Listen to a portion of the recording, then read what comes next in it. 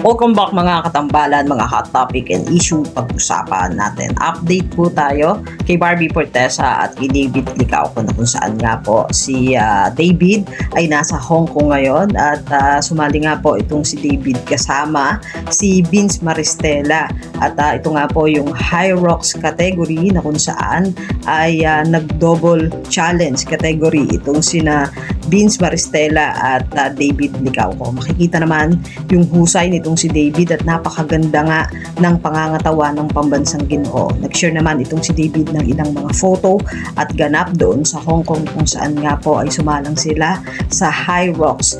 At bukod doon ay nag-post din itong si David ng pagkain kung saan nga po ay ini-enjoy ng pambansang Ginoo ng masarap na food sa Hong Kong. Samantalang si Barbie Fortesa naman po ay balik muli sa pag-host sa All Out Sundays. Makikita naman yung ilang mga photo bago pa man sumalang itong si Barbie doon sa pag-hosting sa All Out Sundays na kung saan makikita yung ilang anggulo ng mga photo na pinost nitong si Barbie sa kanyang social media account na talaga namang napakaganda ng isang Barbie Fortesa doon sa dress niya na floral.